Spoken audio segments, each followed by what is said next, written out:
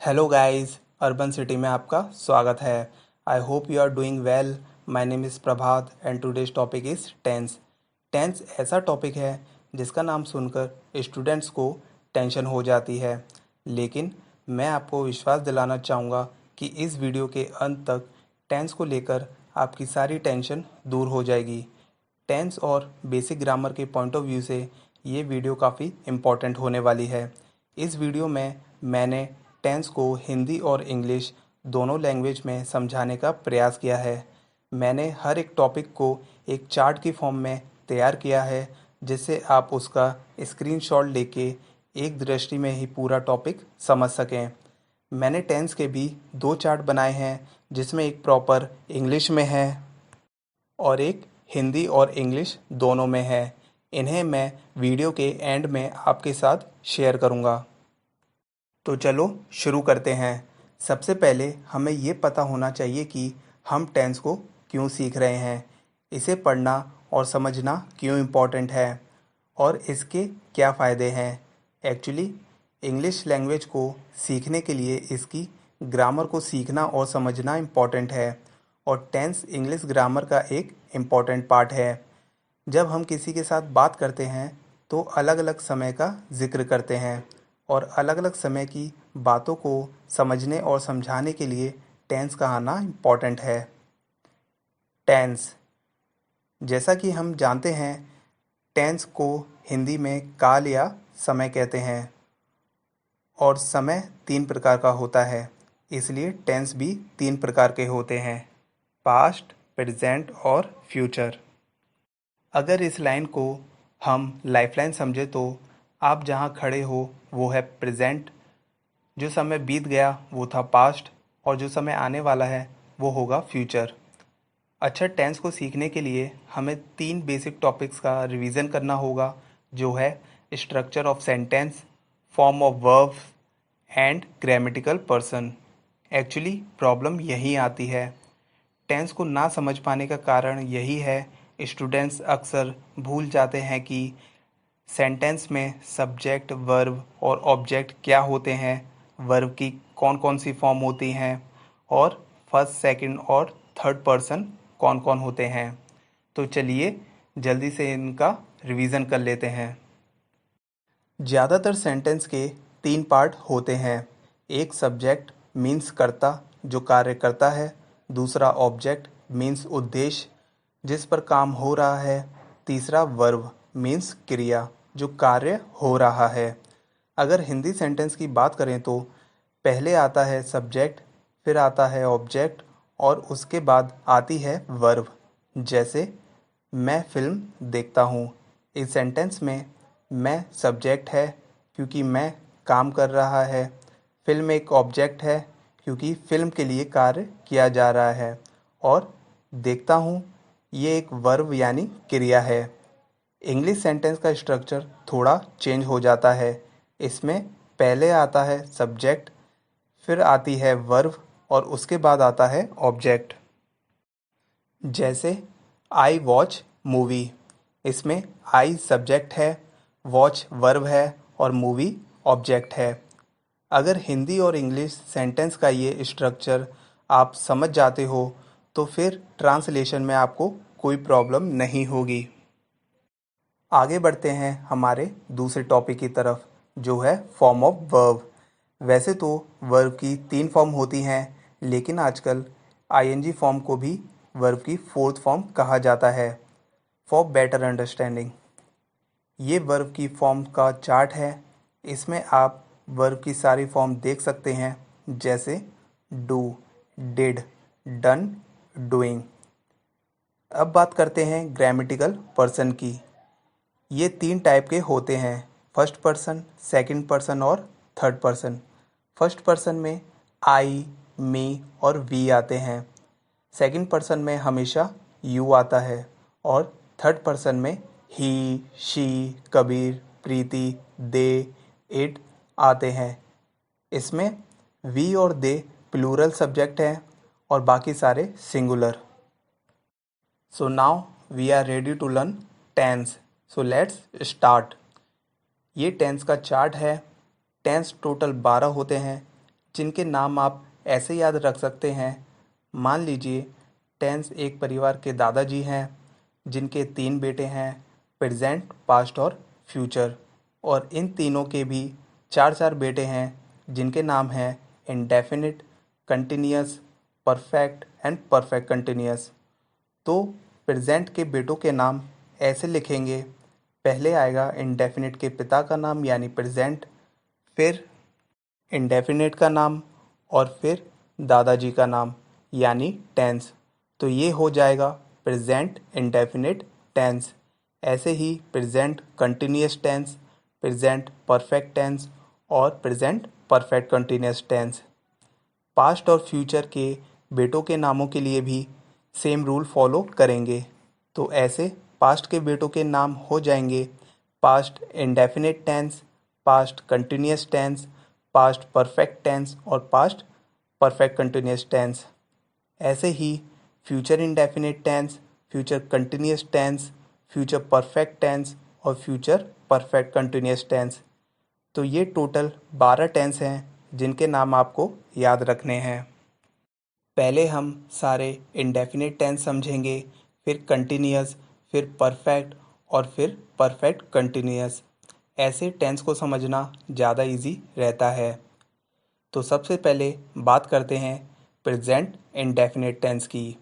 इसकी पहचान ऐसे वाक्यों से होती है जिनके अंत में ता, ते, ती के साथ है या हूँ आता है। इसमें हम अपनी हैबिट्स या रूटीन के बारे में बताते हैं, जैसे मैं इंग्लिश बोलता हूँ, खाना खाता हूँ, जाता हूँ, आता हूँ, सोता हूँ, रहता हूँ। इन सेंटेंस में पहले आता है सब्जेक्ट, फिर वर्ब की फर्स्ट फॉर्म और फिर ऑब्जेक्ट। जैसे मैं इंग्लिश बोलता हूँ को लिखेंगे I speak English. I subject है, स्पीक वर्ब है और फर्स्ट फॉर्म में है और इंग्लिश ऑब्जेक्ट है। डू का यूज़ हम आई, यू और प्लूरल सब्जेक्ट के साथ करते हैं, जबकि डस का यूज़ थर्ड पर्सन सिंगुलर के साथ।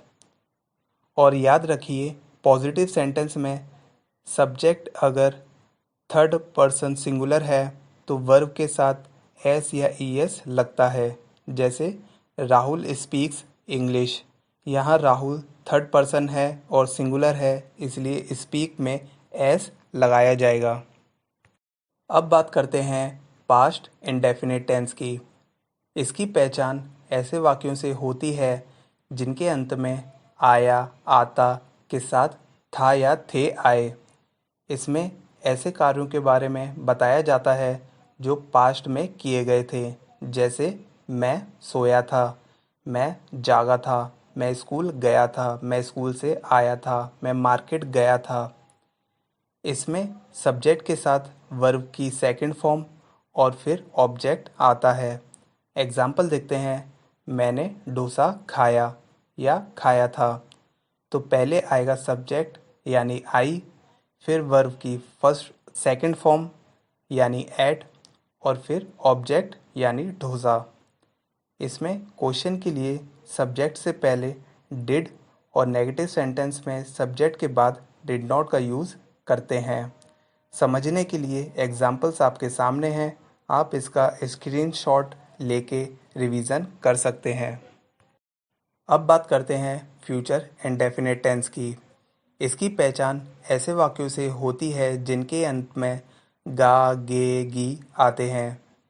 इसमें ऐसे कार्यों की बात होती है जो हम फ्यूचर में करेंगे, जैसे मैं स्कूल जाऊंगा, मैं पिज़्ज़ा खाऊंगा, मैं खेलूंगा, मैं नाचूंगा, मैं सोचूंगा। इसमें सब्जेक्ट चाहे कुछ भी हो, सबके साथ हेल्पिंग वर्ब विल लगती है और फिर वर्ब की फर्स्ट फॉर्म और फिर ऑब्जेक्ट। शैल का यूज़ अब हम मॉडर्न इंग्लिश में नहीं करते हैं। एग्जाम्पल देखते हैं, मैं फिल्म देखूंगा, इसे लिखेंगे आई विल वॉच मूवी। इसमें आई सब्जेक्ट के बाद आएगी विल हेल्पिंग वर्ब, उसके बाद वर्ब की फर्स्ट फॉर्म यानी वॉच और फिर ऑब्जेक्ट यानी मूवी। अब बात करते हैं कंटिन्यूस टेंस की। सबसे पहले देखते हैं प्रेजेंट कंटिन्यूस टेंस। ऐसे वाक्यों में कोई काम चल रहा होता है, जैसे आप वीडियो देख रहे हो, समझ रहे हो, सोच रहे हो, जा रहे हो, आ रहे हो, खेल रहे हो। इसकी पहचान ऐसे वाक्यों से होती है जिनके अंत में रहा है, रही है, रहे हो आता है। इसमें सेंटेंस को फ्रेम करने के लिए सब्जेक्ट और ऑब्जेक्ट के बीच में आती है वर्ब की फोर्थ फॉर्म यानी आईएनजी फॉर्म, और सब्जेक्ट के अकॉर्डिंग हेल्पिंग वर्ब इज़एमआर आती है। एग्जाम्पल देखते हैं। मैं गेम खेल रहा हूँ। इसमें सब्जेक्ट आएगा आई, और आई के साथ हमेशा हेल्पिंग वर्ब आती है एम, और उसके बाद प्ले की आईएनजी फॉर्म यानी प्लेइंग, और ऑब्जेक्ट गेम। तो ऐसे ये हो जाएगा आई एम प्लेइंग गेम। आप इस चार्ट में देख सकते हो helping verb is am are का यूज़ सब्जेक्ट के अकॉर्डिंग कैसे होगा। अब देखते हैं पास्ट कंटिन्यूस टेंस को। इस टेंस में आप बताते हो कि कोई काम पास्ट में हो रहा था या आप कर रहे थे, जैसे मैं मार्केट जा रहा था, कबीर रो रहा था, प्रीति झूठ बोल रही थी। इसकी पहचान ऐसे वाक्यों से होती है जिनके अंत में रहा था, रही थी, रहे थे आते हैं।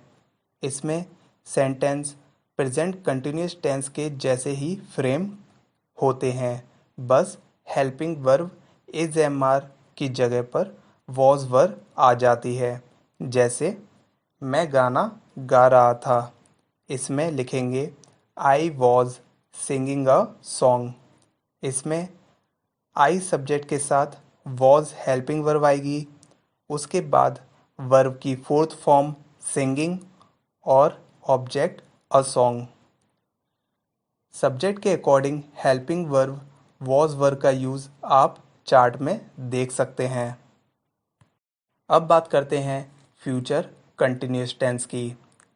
इसमें आप बताते हो कि फ्यूचर में आप कोई काम कर रहे होंगे, जैसे मैं कल मूवी देख रहा हूँगा, कबीर कॉलेज जा रहा होगा, प्रीति को मना रहा होगा।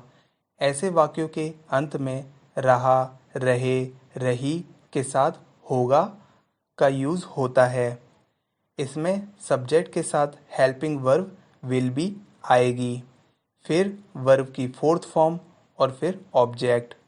यहाँ ध्यान देने वाली बात यह है कि तीनों टेंस प्रेजेंट, पास्ट और फ्यूचर कंटिन्यूअस के सेंटेंस का स्ट्रक्चर एक जैसा है, बस हेल्पिंग वर्ब ही चेंज हो रही है। प्रेजेंट में इज एम आर, पास्ट में वॉज वर एंड फ्यूचर में विल बी आएगा। एग्जाम्पल देखते हैं। वह बास्केटबॉल खेल रहा होगा।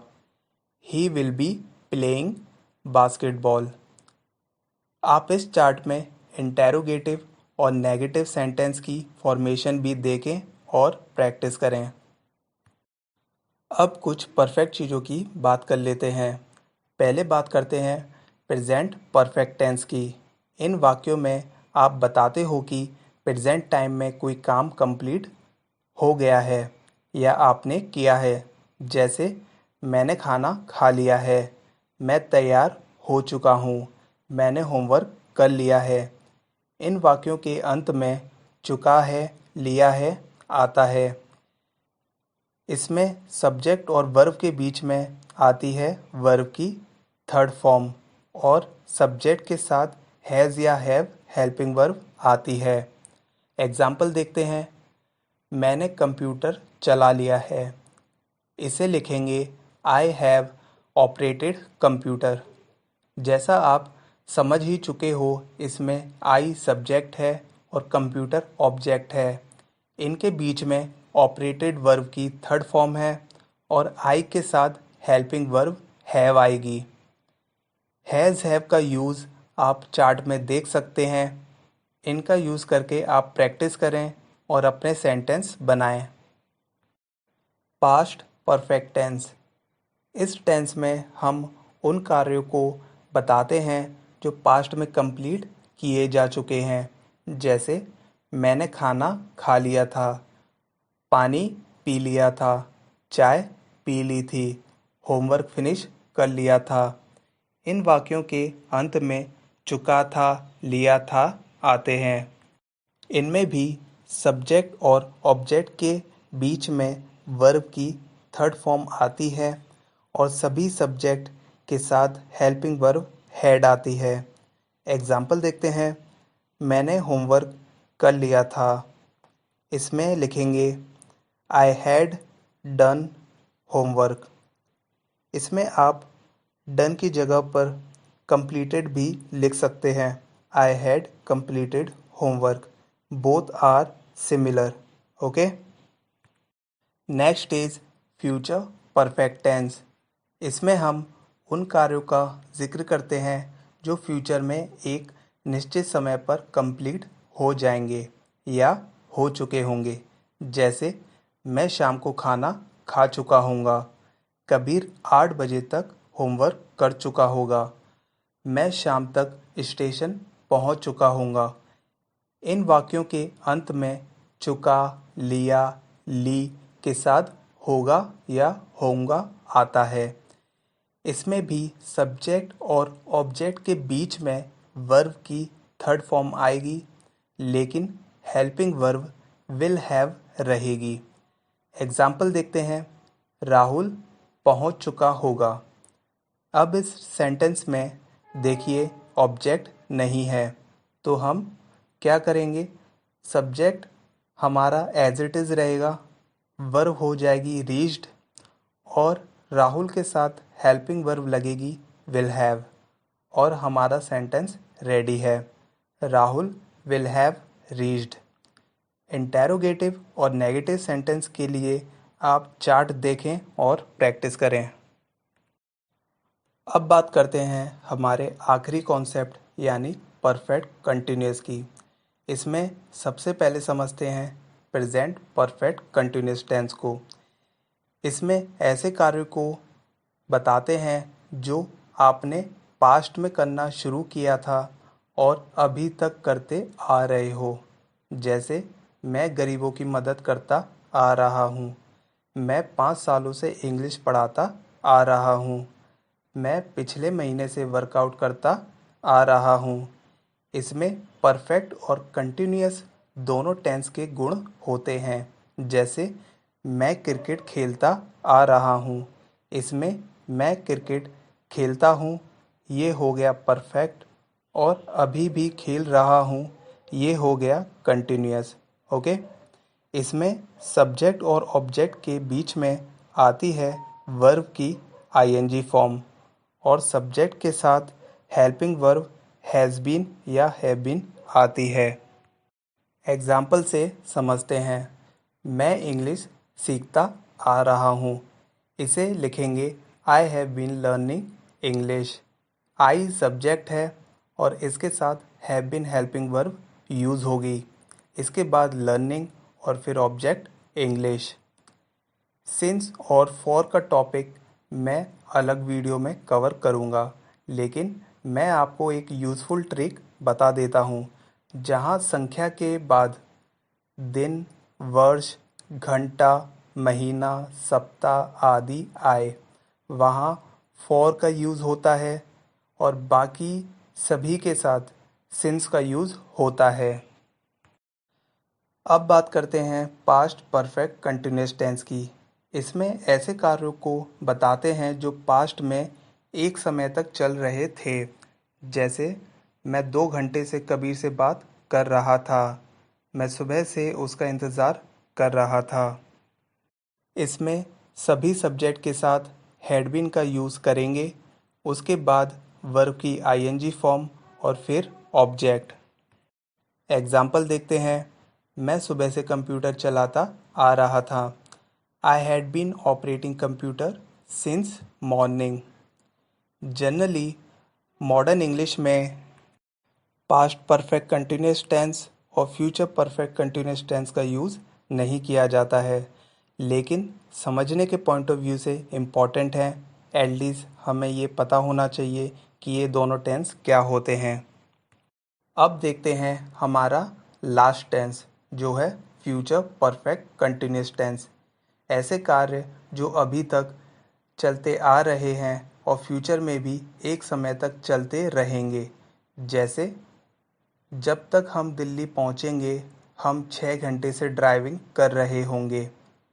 जब तक वो रिटायर होगी वह पिछले 25 सालों से पढ़ा रही होगी। इन वाक्यों के अंत में रहा, रही, रहे के बाद होगा आता है। इन सेंटेंस में सब्जेक्ट के साथ विल हैव बीन आता है। उसके बाद वर्ब की आईएनजी फॉर्म और फिर ऑब्जेक्ट। एग्जाम्पल देखते हैं। अगले महीने तक मैं इस स्कूल में 5 सालों से पढ़ाता आ रहा हूँगा। By the next month, I will have been teaching here for 5 years. इस सेंटेंस में अगले महीने तक के लिए by the next year use होगा। So guys, this is all for today. इस वीडियो का मैक्सिमम बेनिफिट लेने के लिए मैंने जो चार्ट दिए हैं जिसमें मैंने interrogative, positive and negative sentence के एग्जाम्पल दिए हैं, उनका रिवीजन करिए और प्रैक्टिस करिए।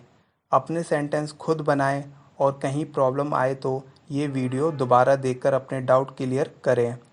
इसमें अगर किसी टेंस में आपको ज़्यादा प्रॉब्लम होती है तो कमेंट करें। अगर 20 स्टूडेंट्स की सेम प्रॉब्लम हुई तो मैं उस टेंस पर अलग से वीडियो बनाकर समझाऊंगा। अगर ये वीडियो अच्छी लगी हो तो इसे लाइक करें और शेयर करें। हमारे चैनल को सब्सक्राइब करें और बेल आइकन का बटन दबाना ना भूलें। Thanks for watching. All the best.